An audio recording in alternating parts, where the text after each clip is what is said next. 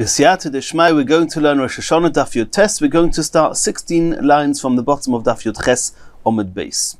And we're going to discuss a concept called Megillas Tainis. Megillas Tainis is actually a type of a Masechta. It's actually been written down, and there's a whole list of Yomim Tovim in the times of the Beis Hamikdash. There were many more Yomim Tovim than we have today.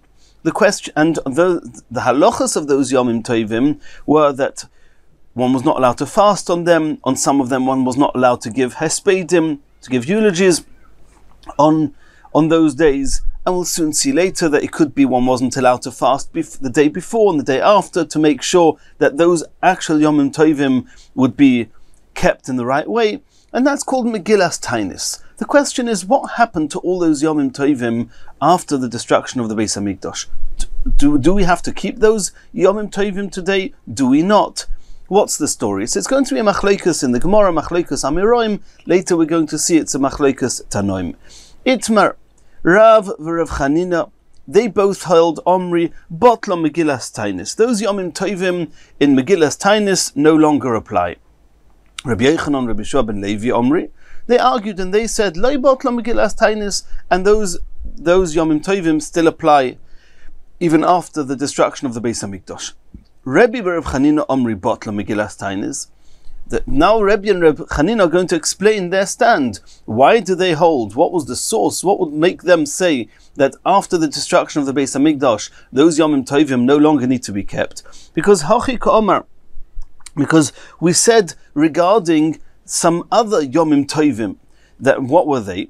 And this is a Gemara we learned earlier on in the Daf, in the previous Shiur, that we saw that there was, the Pasuk says in Zechariah, that there's a Tzayim Haravi, Tzayim HaChamishi, Tzayim HaShvi, Tzayim HaAsiri, Yiyeh lebeis Yehuda lesasein ulesimcha leme'adim tovim, v'emes v'ashalim ehovu. And what are they? They are Tzayimos. The Gemara says, it's a Tzayim, it's a fast day. And then it says in the Pasuk that they are going to be for joy and happiness. And the Gemara asked earlier on Daf Yud Ches Amud Beis, how can it be both? And the Gemara said that when the Beis Hamikdash was standing, they were indeed Yomim Tovim. After the destruction of the Beis Hamikdash, then they were no longer Yomim Tovim, they become fast days. So you see that those Yomim Tovim, which we know as those 4 fast days, but they are Yomim Tovim in the time of the Beis Hamikdash. They are l'sasein u'lesimcha. And after the destruction of the Beis Hamikdash, they are no longer a Yom Tov. Well, that would tell us that the same applies to all the Yomim Tovim in Maseches, in Megillas Tainis, that all of them are only applied in the time of the Beis Hamikdash and not after its destruction.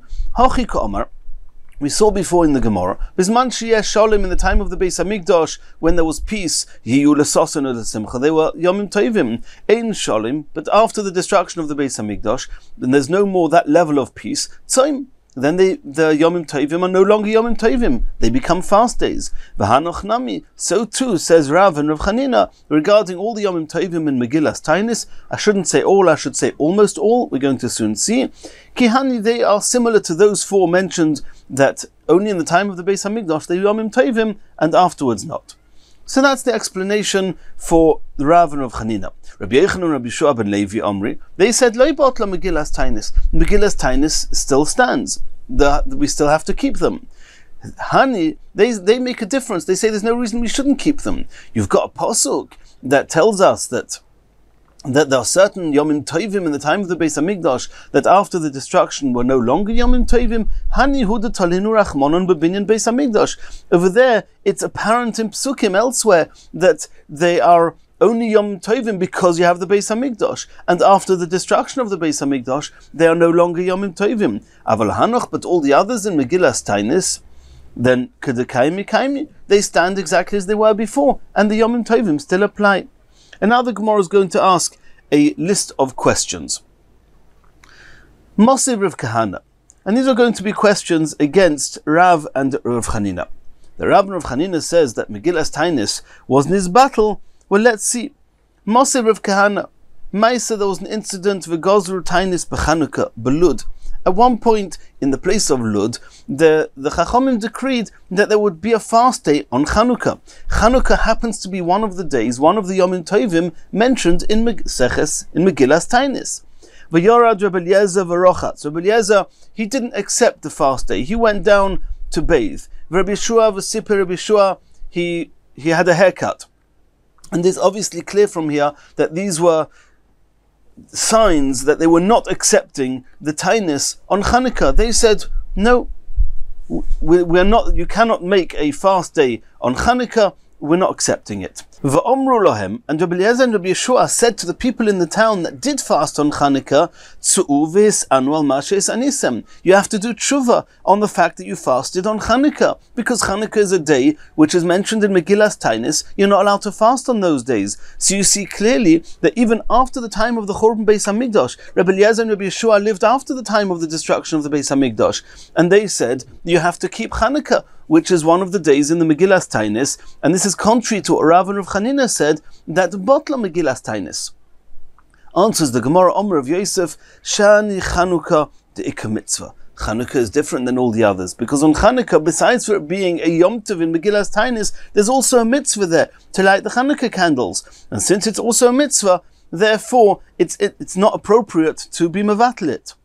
Abaya says, well, according to Rav and Rav Chanina, v'tibotil ihi, v'tibotil mitzvasa. They would hold that if Megillas Tainis is bottle, Chanukah is bottle, and so too is the mitzvah of lighting the Chanukah candles. And if so, the question comes back. There is no Chanukah, there is no mitzvah, and therefore, why did Rabbi Eliezer and Rabbi Yeshua say that you have to do tshuva on the fact that you fasted? Ela Omer Rav Yosef. Rav Yosef said a different explanation why Chanukah is different. Shani Chanukah de Mefarasim Nisa. Because there was a mitzvah that was associated to Chanukah, of the lighting of the menorah, therefore everybody knew about the mitzvah, and everybody already accepted the Chanukah on themselves. And once you've accepted a Yom Tov, not just as a custom, but as something almost as strong and as firm as something written in the Torah, therefore it's inappropriate to be mevatel that Yom Tov called Chanukah, and therefore Chanukah is different to the other Yom Tovim mentioned in Megillas Tainis, and even Rav and Rav Chanina would agree that Chanukah was not nisbatel, even though the other Yom Tovim were. Says the Gemara, another question against Rav and Rav Chanina. Moisiv Rav Acha Bar Huna, Betlose Betishri, on the 3rd of Tishri, Betelas Atcharto Min Shtaraya. What does that mean? They were mevatel. They nullified the fact or this custom to mention Hashem's name on the documents. Shegozo, because at some point, Gozo Malchus Yavon Gezerah, the Greek Malchus, they made a decree. You're not allowed to mention Hashem's name at all. Or Malchus Chashmonoi, when the Chashmonoim, when they defeated the Greeks, V'notzchum defeated them, Hiskinu, they made a decree, Sheyu Mazkirim Shem Shemayim, we're especially going to mention Hashem's name, Afilu B'shtaris, even on the documents, we're going to write Hashem's name. This is what they used to write. Bishnas kach v'kach, when they would want to refer to which year the transaction, the document as it was taking place, then they would write, in the year such and such, Le Yochanan Kohen Gadol, from the times of Yochanan Kohen Gadol, Lekeil Elyon, mentioning Hashem's name. When the Chachamim heard that they were writing Hashem's name on the documents, Omru, they said, tomorrow this document is going to be paid off, and it's no longer going to have any value. And this document is going to be in the garbage, it's going to be in the dustbin, it's going to be with Hashem's name in a place that's inappropriate.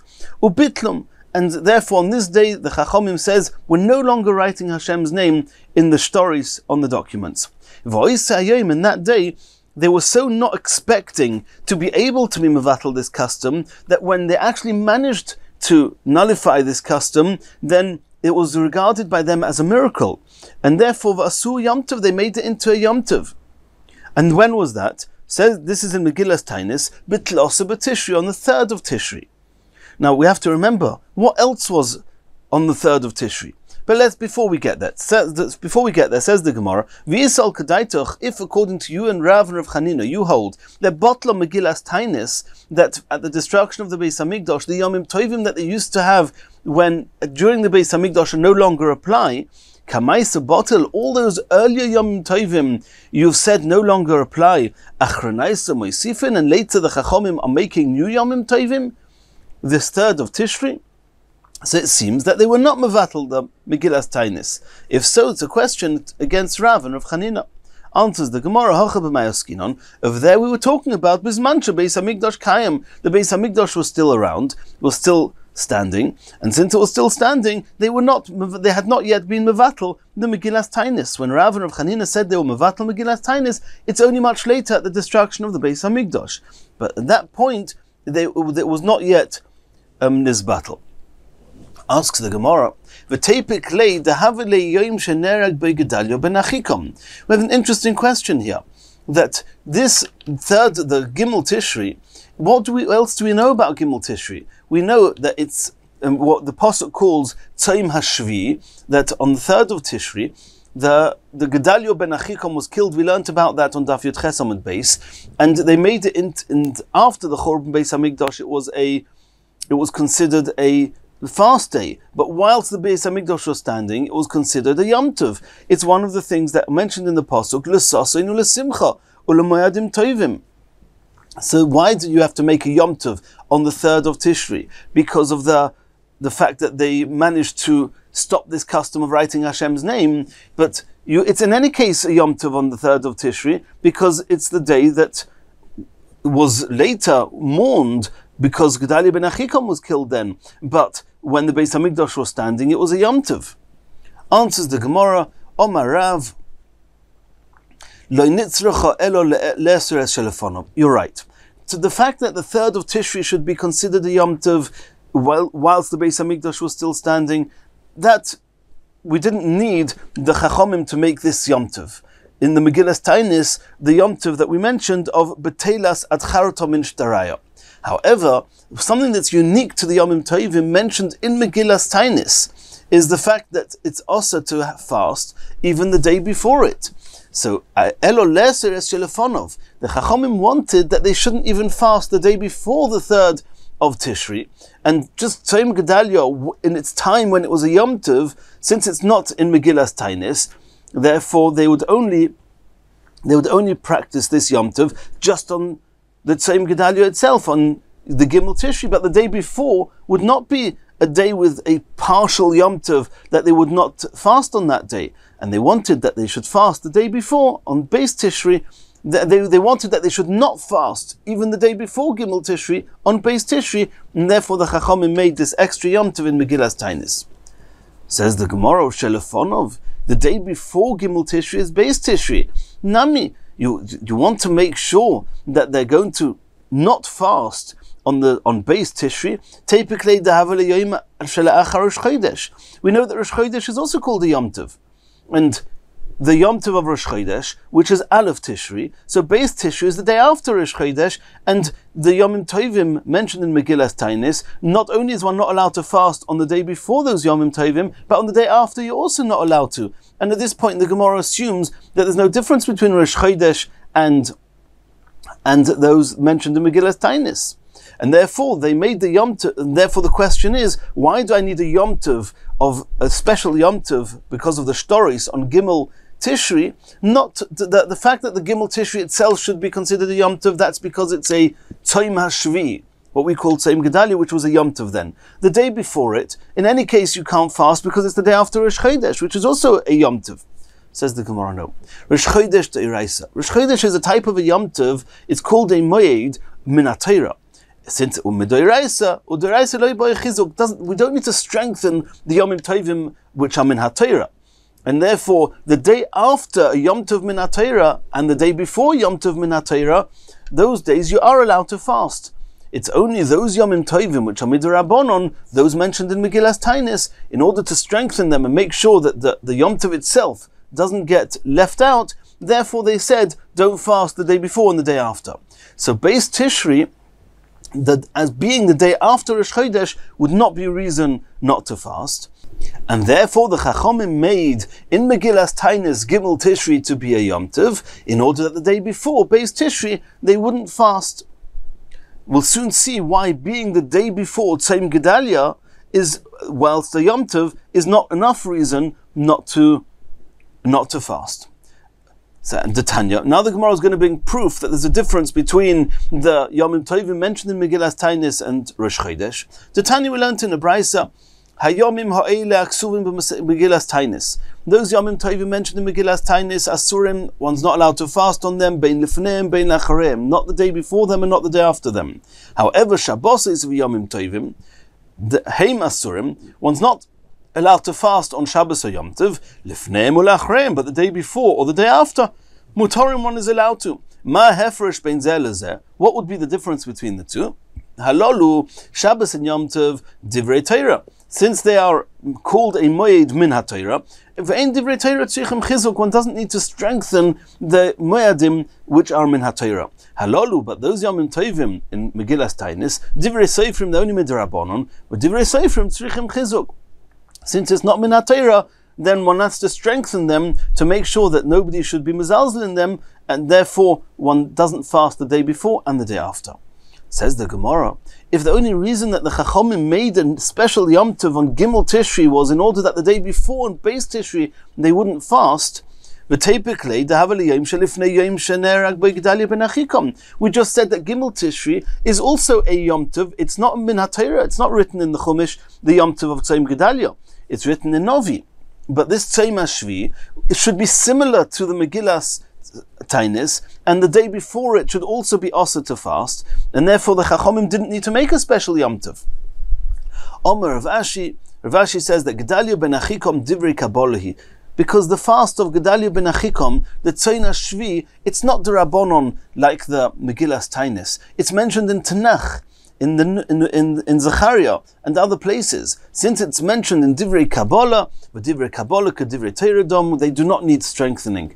And therefore, the day before the Yom Tov of Tzayim Gedalia would not be any Issa to fast on it. The Chachamim wanted it should also not fast on that day. Therefore, they turned the 3rd of Tishri into a Yom Tov of Megillas Tainis. So that was the second question and the answer. And now the third and last question against Rav and Rav Chanina, Moshe Rav Toivi Bar Masna. It says in Megillas Tainis, Be'esrim v'tmanyo be on the 28th day of Adar, Acha am oses besurta tovsa leYehudoi. Very good news reached the Yidden. They do not need to stop learning Torah. Shegazu hamalchus, because the Roman Empire, they made the Gezerah decree that they shouldn't learn Torah, they should not circumcise their children, they were not allowed to keep Shabbos. What did Yehuda ben Shammua do to try and prevent this Gezerah? With his friends, they went to this noble woman that all the very prominent people in Rome, in the Roman Empire there, would come and be with her and maybe seek her advice, and she would know how we can get past this Gezerah. So she said to Rabbi Yehuda ben Shammua and to Yehuda ben Shammua and his friends, Boyu come ve'ivginu balaylo, and you should cry out and shout out in the night time, begging that these ministers that were making the decrees should have mercy on you. Holchu, they went to Evginu Balaylo, and at night they cried out and they shouted that they didn't want these Gezeros, and Omru, and they said, Ei Shomayim, in the name of Shomayim, in the name of Hashem, Loi Acheichem Anachnu, are we not brothers? Loi Bnei Av Echod Anachnu, are we not both sons of Yitzchok Avinu? Loi Bnei Eim Achas Anachnu, are we not the sons of Rivka Imenu? Klal Yisrael came from Yaakov, and Edom came from Esav. Ma nishtaninu mikol umar v'loshin. Why are we different to any other nation and language, any other country? That you are making these harsh decrees against us. Ubitlum, and consequent to this cry, the Roman Empire had mercy on them, and they stopped this decree. In that day, the 28th of Adar, Asu Yom Tov, they made it into a Yom Tov. And now the Gemara is saying, now it's Rav Toivi Bar Masna who's quoting all that. He's saying, if you, Rav and Rav Chanina, are right, that Megillas Tainis, that Botla Megillas Tainis, that after the destruction of the Beis Hamikdash, they were no more kept the Yomim Tovim of the Megillas Tainis, Kamaisa Bottle, then the first Yomim Tovim, the earlier Yomim Tovim, they were Mevatel, Achranaisa Moisifen, and later on, you're adding on new Yomim Tovim? And are you going to suggest, similar to what we saw before, that Hachanami Bizman Beis Hamikdash Kaim, it was talking about that it was a Yom Tov only whilst the Beis Hamikdash was standing? Yehuda ben Shamua Talmidei shel Rav Meir. Yehuda ben Shamua was a disciple of Rav Meir. The Rav Meir Basa Achiav. Rav Meir was after the Churban of the Beis Hamikdash. And where do we know that Rabbi Yehuda ben Shamua and was a disciple of Rav Meir? Ditnan, we learned in a Mishnah, Kleis Chuchis, and this is a Mishnah is discussing the contrast between glass kalim and metal kalim. That since the tumah of glass kalim is only d'Rabbanon, there are certain leniencies, and metal kalim are min HaTorah, there are certain stringencies. So regarding glass kalim, shenikvu, that there was a hole in them, and they made a hole in them in order to, these glass kalim were tomei, and in order to take away the tumah, you have to destroy them. So you make a hole in them, and then v'hitif l'toichon aver, and then they put lead. They poured lead into the hole to then recreate the kli. Omer Reb Shimon ben Gamliel. Reb Shimon ben Gamliel said that Yehuda ben Shamua metame mishum Reb Meir. In the name of Reb Meir, Yehuda ben Shamua said that it's still got some level of tomei. The Chachamim metarim, and the Chachamim say that it's tahir. And that just depends what way do we look at these kalim. Do we look at them as being metal kalim because now this utensil can only be used because of the lead, which is a metal that's been poured into the hole, or is it still considered a glass kli? Exactly which halachas this is referring to is the Rashi's got two explanations. We don't need to go into it. But there are certain stringencies with metal kalim, and the question is, when you have a glass kli that's been fixed with metal, with lead, does it have the stringencies of metal kalim or the leniencies of glass kalim? And that was a machlekes between Reb Meir and the Chachamim. But who's quoting Reb Meir? His Talmud, Yehuda ben Shamua. So we see that Yehuda ben Shamua was after the Churban of the Beis Hamikdash, and nonetheless we see that the Yom Tov that was consequent to Yehuda ben Shamua v'chaveirov that caused that decree should be annulled, that it was a Yom Tov in Megillas Tainis, and according to Rav and Rav Chanina, Megillas Tainis no longer applied then. Says the Gemara, Tanoihi. In actual fact, the discussion whether the Megillas Tainis still applies or not is a machlekes Tanoim. The Tanya, the Brisa says, Hayomim ha'eilu aksuvim b'Megillas Tainis, those Yomim Tovim mentioned in Megillas Tainis, Bein bizman she'Beis Hamikdash Kaim, Bein bizman she'ein Beis Hamikdash Kaim, Asurim divrei Reb Meir. All those halachas apply. The halachas of the Megillas Tainis, some of which we're going to see soon, later on, some we're going to see Masechet Tainis, but those halachas still apply even after the Churban Beis Hamikdash. That's Reb Meir's opinion. Rabbi Yosi Omer, Bizman she'Beis Hamikdash Kayim, Asurim mipnei she'simcha hi lohem. The time of the Beis Hamikdash, these are joyous times, they are Yomim Tovim, and all the halachas apply. One's not allowed to fast, and some other halachas.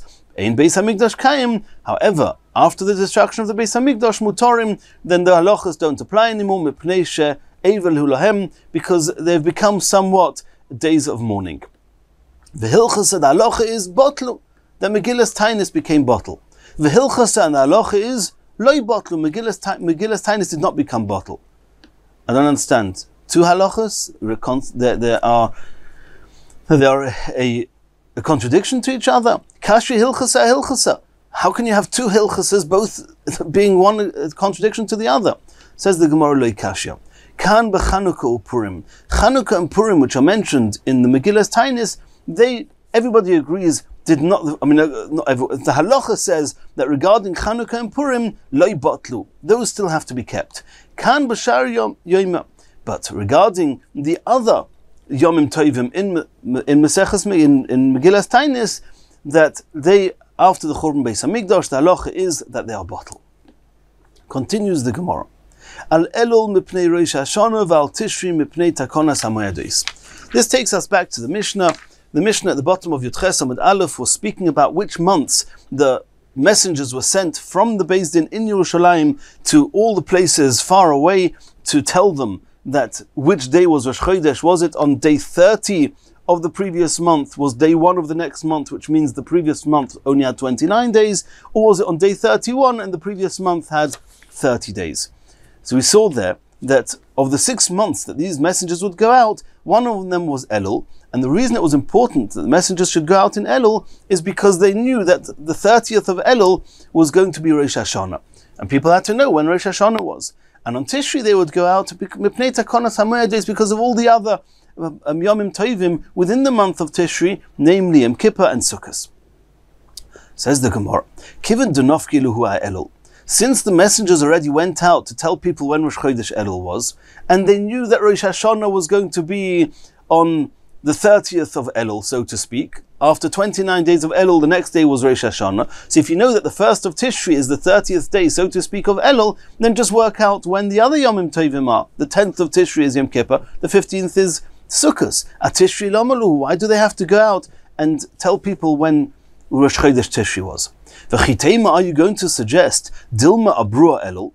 Maybe the month of Elul, they became a 30-day month, and the 1st of Tishri is only on the 31st day, and people wouldn't know that. So when they practiced Rosh Hashanah, they assumed that Elul only had 29 days, but maybe Elul had 30 days, and people have to know that regarding Yom Kippur and Sukkot. Says the Gemara, no. V'omer of Chanina bar Kahana Omarav, mi'emois Ezra, from the time of Ezra ve'elach and on, lo imotzinu Elul mu'ubar. It didn't ever happen that Elul had 30 days. And we can comfortably assume that Elul only has 29 days. Day 30 is the 1st of Tishri. Work out the dates of Tishri. I don't need the messengers to go out for Tishri.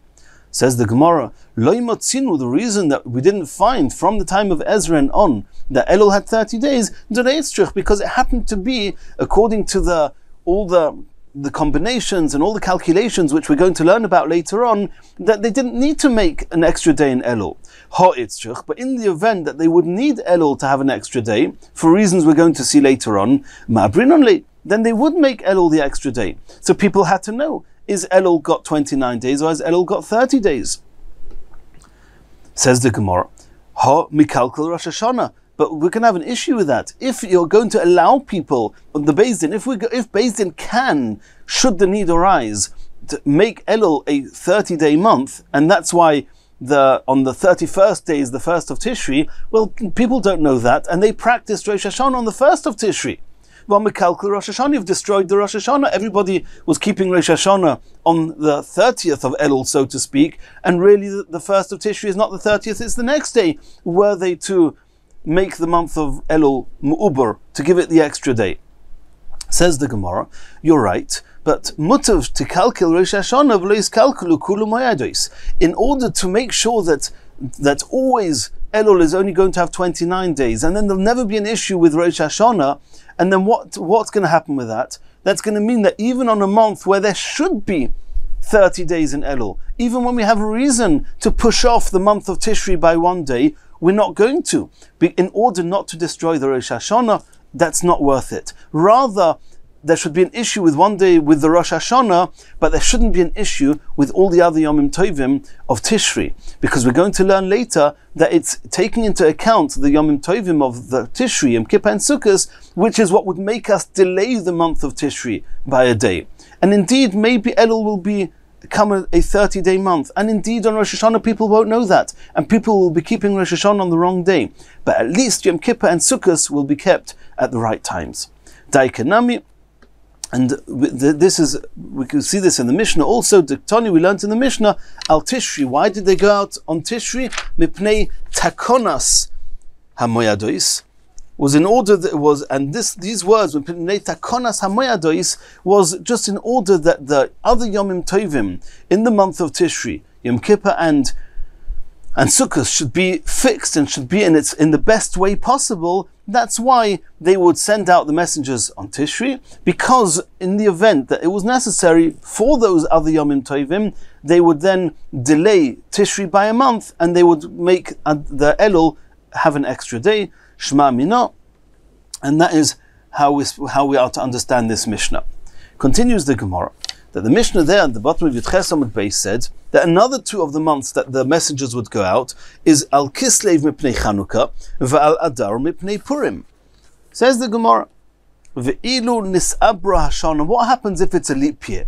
Every so often, then also due to calculations which we're not going into now, but because the month of Nisan had to be in the season of Aviv, Therefore, sometimes, and this is to do with the 11-day difference between the lunar year and the solar year. We don't need to discuss that now, but some years the Beis Din would decide at some point that the year would be a leap year. There would be an extra month, there would be 2 Adars instead of 1 Adar. So v'ilu nis'abra Hashanah. What happens if there would be 2 Adars? Yotzin af al Adar sheni mipnei Purim. That it would seem that when there's 2 Adars, which is the main Adar, the real Adar, is the second Adar. The extra month, the leap year, that means the additional month, the new month, is actually the first Adar that we've pushed in between Shavat and the real Adar, which is the second Adar. Which means all the mitzvahs of Purim you would keep in the second Adar. So what will be if the Beis Din would decide to make a second Adar? The messengers would have to go out in the second Adar to tell people when Purim is. But lo yikatoni masnisin. But the Mishnah doesn't. Why doesn't the Mishnah say that? The Mishnah just says Al Adar. Seems it's just 1 Adar they would go out. Says the Gemara that Deloi Karebi. Our Mishnah, the Masnisin Deloi Karebi, our Mishnah is not following Rebbe, and therefore we can understand why it wasn't necessary to go out on the second Adar. The Tanya we learned in the Brayso Rebbe Omer, Imnis Abra Shana, in the event that it became a leap year, Yotzin Af Al Adar Sheni Mipnei Purim. Because Purim had to be kept in the second Adar, Rebbe said indeed the messengers would go out in the second Adar. And our Mishnah indeed is not like Rebbe. Now the Gemara is asking, what's behind the machlokes between our Mishnah that seems to be that you don't go out, the messengers didn't go out in the second Adar, and Rebbe says they did? Can we assume that this is what they're arguing about? The Marasovar, the Tana of our Mishnah holds, Kol mitzvahs ha'noegos b'sheni noegos b'rishon. All the mitzvahs of Purim that you can do, that would be done in the second Adar, can also be done in the first Adar. And since the messengers went out in the first Adar, let everybody keep Purim in the first Adar. It's not necessary to tell people exactly when Rosh Chodesh of the second Adar was. Umar Sova, but Rebbe holds no. Kol mitzvahs ha'noegos b'sheni ein noegos b'rishon. The mitzvahs of Purim that apply to the Adar, the second Adar, cannot be done in the first Adar, and therefore the messengers would have to go out in the second Adar. So the Gemara is asking, can it be that that is what they're arguing about? Whether the mitzvahs of Purim can be done in the first Adar? Says the Gemara, Loi, that's not what they're arguing about. The Kule Alma mitzvahs ha'noegos b'sheni ein noegos b'rishon. Everybody agrees that the Purim where the halachas are have to be done on the second Adar, not the first Adar. So what they're arguing about? Then why wouldn't it be necessary? Why does our Mishnah not say that in the second Adar they would have to go out for Purim? Here they're discussing that means the machlokes between the Tana of our Mishnah and Rebbe is how long is the first Adar. The Tanya, we learned in the Brayso, Kamo Ibur Shana, the extra month, which is the first Adar. How long is it? So the Tana Kama says, Lamed Yom, it's always 30 days. Reb Shimon ben Gamliel, Reb Shimon says, Chodesh, no, it's 29 days. And the Gemara assumes that our Mishnah that says that it's not necessary to send messengers in the second Adar is because you can always assume that the first Adar has 30 days. The messengers went out in the first Adar. We knew exactly when Rosh Chodesh Adar was. Count 30 days. The next day is Rosh Chodesh. The 31st day is Rosh Chodesh of the second Adar. And then you'll know exactly when Purim is. However, Rabbi says no, the first month is not 30 days, and therefore we need the messengers to go out and say when the Rosh Chodesh of the second Adar was. Ask the Gemara, I don't understand. The way we've just read the Gemara, it seems that it's either a definite 30 days in the first Adar or a definite 29 days, but there's no fluctuation. So whichever opinion you hold you can always work out when the next Adar is. Why do we need the messengers to go out? Ma'ishna Lamed the Yodi, in the same way as you assume that our Mishnah says you don't need to go out for the second Adar because it's taken for granted that the first Adar is 30 days, then Chodesh Nami, Reb Shimon ben Gamliel, who says that it's 29 days, then also Yodi they'll know 29 days later, and day 30 is the first of Adar. Omar of Papa, no, you misunderstood. When Reb Shimon ben Gamliel said Chodesh, he didn't mean it's always 29 days. Manda Omar Chodesh, it means that Ratzah Chodesh, that if the Beis Din wanted, they could make the first Adar 29 days. Ratzah Shloshim, and if they wanted, they could make it 30 days. Since it was up to Beis Din to determine how many days Adar had, the first Adar had, indeed, according to Reb Shimon ben Gamliel, it was necessary to send out the shlichim in the second Adar, and that's the opinion of Rabbi. Our Mishnah says no, that the first Adar always only has 30 days, means only, always has 30 days only, and can never have 29 days, and therefore there's no need to send out shlichim in the second Adar.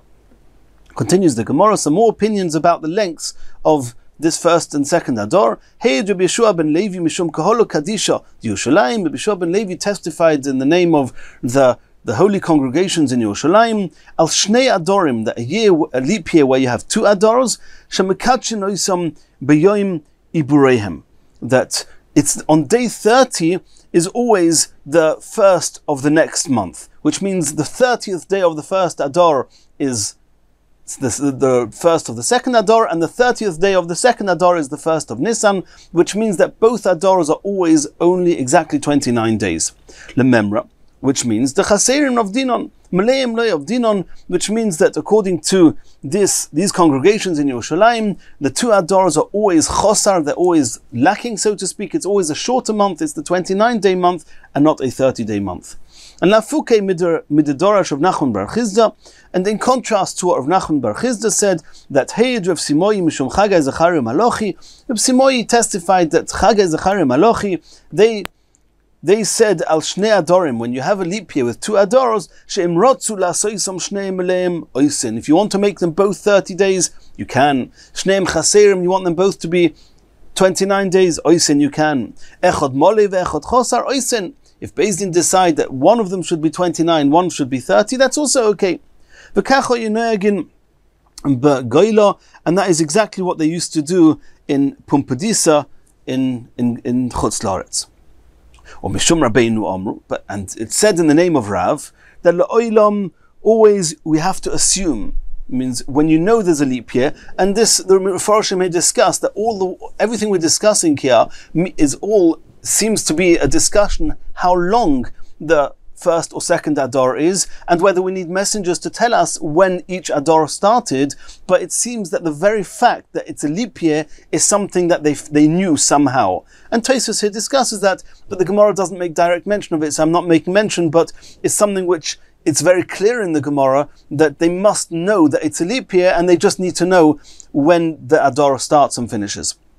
But Rav says that you always have to assume on a leap year that Echad Mole, that the first Adar is 30 days, Ve'echad Chosar, and the second one is 29 days. Achi Vodalacha, until the messengers come from Eretz Yisrael to confirm and to let you know, Shehu Kvar Rosh Chodesh Bizmanoi, that indeed Rosh Chodesh was fixed in appropriate time, namely that the first Adar was a 29-day month, and the 30th day is already the first of the second Adar. Continues the Gemara. Sholchulei leMar Ukva. They sent to Mar Ukva, who was the head of the Beis Din in Bovel, that Adar hasamuch leNisan, the second Adar leOilam Chosar, is always a 29-day month. The 30th day is the first of Nisan. Moser of Nachman. Rav Nachman asked against this from a Mishnah. We're going to learn about this Mishnah later on Daf Chof Aleph, that al shnei chadoshim mechalelin es haShabbos. When witnesses come and they're on their way to say, we saw the new moon on day 30, which means day 30 is the first of the next month, and the previous month only has 29 days, that when the witnesses see that, they're allowed to even override Shabbos, to go out of the Tchum, to come to the Beis Din in Yerushalayim, and to testify in order that they can make the correct day, that Shabbos, the 30th day of the previous month, they could make it Rosh Chodesh. On which 2 months were they allowed to desecrate the Shabbos with the Tchum in order to testify? Al Nisan v'al Tishri. On the 2 months of Nisan and Tishri, because all the Yomim Tovim are dependent on them, and we assume at this point in time that the correct start of every month is dependent on the witnesses, and since the witnesses saw it on Shabbos, the 30th of the previous month, it's incumbent upon them even to override Shabbos to come and tell the Beis Din today is the Rosh Chodesh, and it will have an effect on the Yomim Tovim of Tishri and Nisan, which is Yom Kippur, Sukkot, and Rosh Hashanah, Yom Kippur, Sukkot, and Pesach. Says the Gemara, if you're going to assume that Zimnin Moli, Zimnin Chosar, that sometimes the month of Adar is Moli, has 30 days, and sometimes has 29 days, then I can understand that since it's very important for Beis Din to make sure that the Rosh Chodesh is on the right day, and if these two witnesses saw the moon on day 30, which means the previous month is going to be a Chosar, they have to come and they have to tell Beis Din. It's very important, which means Nisan, which is the end of Adar. Since Adar could be 29-day month, could be a 30-day month, then the Eidim have to come, even on Shabbos, to tell the Beis Din which day is, how long Adar actually is. But according to the opinions that Adar is always only a 29-day month, then whichever way you hold it, irrespective of what the Eidim say or don't say, day 30 is always the day that Beis Din were Mekadesh the Chodesh with or without Eidim. Amay mechalelinon? Why do you have to break Shabbos in order to tell them that Rosh Chodesh is on day 30? Even if you don't come, they're going to do that because always it's Chosar. That was the question that they asked, that Rav Nachman asked against what they Shalchu Leile Mar Ukva. Because Mar Ukva said that the Adar close to Nisan is always Chosar. If so, why do I need to be Mechal Shabbos to tell them when Rosh Chodesh Nisan is? Answers the Gemara, Mishum de mitzvah lekadesh ala re'iyah. Because there's a mitzvah. It's not about the reason that the Eidim, it's not like we thought at the beginning, the Eidim have to come because Beis Din have to know when Rosh Chodesh is. No, they know when Rosh Chodesh is. But there's a mitzvah that the Kiddush HaChodesh should be done consequent to testimony of Eidim. And since there is such a mitzvah, therefore, they can be Mechal Shabbos to do this mitzvah. And later in the Gemara, we're going to see why would this only apply to those 2 months. Really, it should apply to all. If the reason that Eidim have to be Mechal Shabbos is because you have to know when Shabbos, to know exactly when Rosh Chodesh is because of the Yomim Tovim in it, the only time you have Yomim Tovim is Nisan and Tishri. But if there's a mitzvah to every month to be Mekadesh al Pi Eidim, they should break Shabbos every month. Whenever the 30th day of the previous month is Shabbos and the Eidim come, they should always be Mechal Shabbos and come from outside the Tchum. Why is it only these 2 months, as we saw in the Mishnah there? That Gemara is going to discuss that soon. Ikad Omra. There's another opinion, another way of looking at it. Omra of Nachman. Rav Nachman said, Af anan nami tanina. That means not Rav Nachman wasn't asking a question against Mar Ukva.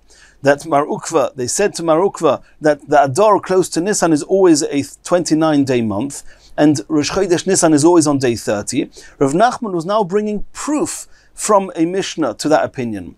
Al shnei chadoshim mechalim nesa Shabbos. 2 months a year we mechal Shabbos, the Eidim are mechal Shabbos to come to testify. Al Nisan v'al Tishri. So if it's true what we said, that the 29th of Adar is that the 30th of Adar is always Rosh Chodesh Nisan, then I can understand why they have to be mechal Shabbos, because mitzvah lekadesh ala re'iyah. Because there's a mitzvah, an independent mitzvah, that the Kiddush HaChodesh should be done with the Eidim. Eloi Omros, but if you're going to say Zimnin Moli, Zimnin Chosar, that sometimes the Adar has 29 days, sometimes it has 30 days, Amay Mechalelinon. So what's the necessity if the only reason they're coming is because to determine when Rosh Chodesh is, not because there's a mitzvah that whenever it is, it should be done with Eidim, but to determine when it is, what's the difference? Then Amay Mechalelinon, why should they be Mechal Shabbos? Na'abrei ha'idna. Then maximum is don't be Mechal Shabbos. The Eidim will turn up on Sunday the next day, on day 31 of the previous month, and the next day will be Rosh Chodesh. Whenever Beis Din make Rosh Chodesh, that's when Rosh Chodesh is. Why would it be necessary to be Mechal Shabbos? So it must be that the reason that you're Mechal Shabbos is not because we have to know when Rosh Chodesh is, because there's a mitzvah. And there's a mitzvah that whenever you make the Rosh Chodesh, it should be by Eidim. Says the Gemara, Id ikla yom shloishim b'Shabbos hochanami. You're right, that if day 30 is on Shabbos, that means that the previous month had the 29 days, and day 30 is now the Eidim want to come on Shabbos and testify, then I can understand that what your proof is, that there's no necessity for the Eidim to come, because maximum is you'll make the Rosh Chodesh on the next day, on day 31. That's okay. But what happens when the Shabbos is not on day 30? The Shabbos is on day 31. There were no witnesses on day 30. Rosh Chodesh is going to have to be on day 31. And the question is over there, are the Eidim allowed to be Mechal Shabbos? The Mishnah says the Eidim are Mechal Shabbos. Why should they be Mechal Shabbos? Because in any case, day 31 is going to become Rosh Chodesh. You've got no choice. Because day 30 is passed, it's now Shabbos on day 31. So why should there be Mechal Shabbos? Let Beis Din make it Rosh Chodesh in any case. Make it on that day without the Eidim. If day 31 is on Shabbos, it must be the mitzvah lekadesh ala re'iyah. It must be that from this Mishnah we have a proof that there is a mitzvah to be mekadesh according to the re'iyah, which is the same conclusion as the Gemara said in the first version of Rav Nachman, that at the end of the day, whichever way you hold this Mishnah, it must be that besides for determining which day is Rosh Chodesh, there's an added mitzvah to make sure that you're Mekadesh the Chodesh. Whenever you're Mekadesh it should be Al Pi Eidim. Mosi Rav Kahana. And now Rav Kahana is asking a question that in the continuation of that Mishnah that we're going to see later on Daf Chaf Aleph Amud Beis, the Mishnah started with what we saw before, that Ador HaSamuch LeNisan Lo'ilam Chosar. What does it say later on in the Mishnah? Kasha Migdosh Kayam, when in the time of the Beis HaMikdash, Mechalin Af Al Kulon. And then in the time of the Beis HaMikdash, then the Eidim would be Mechal Shabbos on all the months of the year.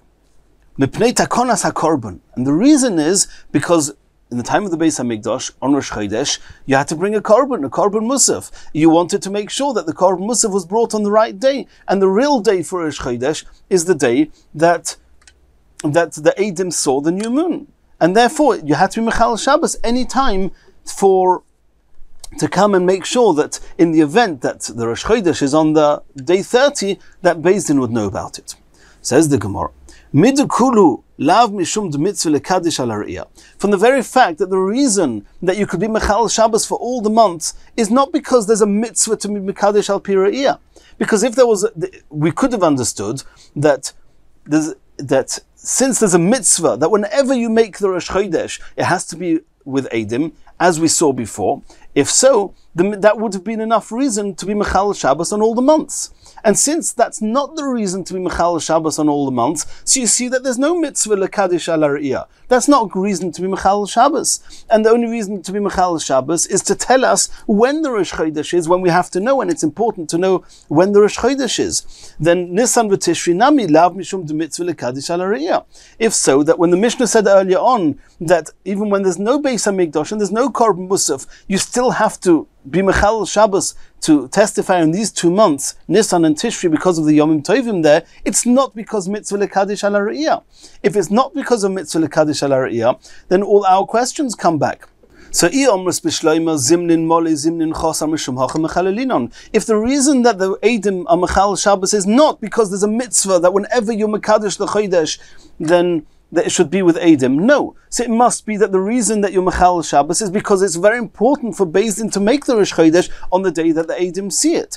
If so, that's only necessary when in any case the testimony of the Eidim make a difference. But in the event that in any case it's been predetermined which day would be Rosh Chodesh, I don't need the Eidim to tell me when Rosh Chodesh is going to be. Why should they be Mechal Shabbos? So we're back to the question we said at the beginning. So if you say Zimnin Moli, Zimnin Chosar, that sometimes Adar is 29 days, sometimes it's 30 days, I can understand that for the month of Nisan, the Eidim have to come to tell Beis Din whether Adar is 29 days or 30 days. But if you say, as we saw at the beginning, that The Adar Samuch Nisan is la'olam chosar. Whichever way you hold it, that Adar is only ever going to have 29 days, and irrespective of whether there is or isn't Eidim, day 30 is going to be Rosh Chodesh. Amay mechalelinon. Why should they be mechal Shabbos to come? In any case, even without you. You're going to say it's a mitzvah? No, we've determined that there's no such thing that be mechal Shabbos because there's a mitzvah that whenever you make Rosh Chodesh it should be with Eidim. No, the only time you'd be mechal Shabbos is when you can determine when Rosh Chodesh is. Here the Eidim are not determining when Rosh Chodesh is. The Rosh Chodesh is always going to be on day 30. Says the Gemara, indeed, Tiyufta is that opinion has been refuted, and it cannot be that we take for granted that the Adar close to Nisan is always Chosar. That cannot be. And in Mirz Hashem in the next year, we're going to continue from here.